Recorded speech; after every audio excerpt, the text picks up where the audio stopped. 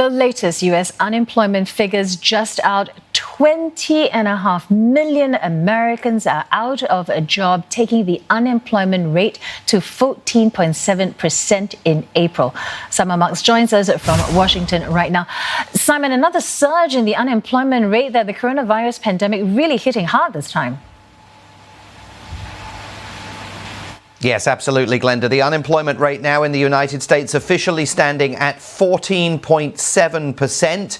More than 20 million jobs lost from coast to coast in the United States during the month of April. Those numbers just published in the last few minutes by the Bureau of Labor Statistics here in Washington, D.C. I mean, I suppose the only thing one can say is it could have been worse, and some forecasters thought that it might be worse. No one, however, believes that this is over yet. There is every indication that people are still losing employment opportunities at a rate of knots here in the United States. President Trump was giving an interview on Fox News at the very moment that these numbers came out. He said that this was not a surprise. It was fully expected. Even the Democrats, he says, aren't blaming me for this. But I think that some people are wondering whether the president has any message of compassion or comfort for the now 20.5 million people who this month are no longer in work versus where they found themselves a month ago. This is the worst set of jobs numbers that the United States has experienced since the Great Depression, and there's every indication that as rapidly as these jobs have been lost, they cannot as rapidly be reacquired as the American economy slowly reopens following the coronavirus shutdowns and restrictions. Simon, the US and China have been locked in a war of words over COVID-19. We hear President Trump is now insisting that the virus was made in a lab, but that China didn't release it on purpose.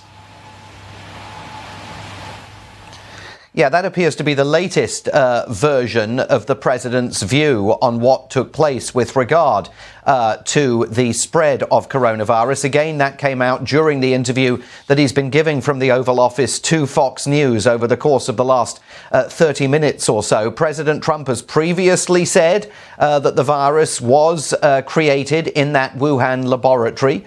His Secretary of State, Mike Pompeo, has said that there is enormous evidence to show that that is the case.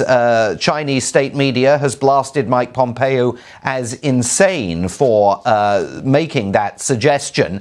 And the United States has not provided any evidence to support the administration's contention, even though China has demanded the publication of that evidence. Now President Trump appears to be embracing a new theory. He sort of hinted at it yesterday.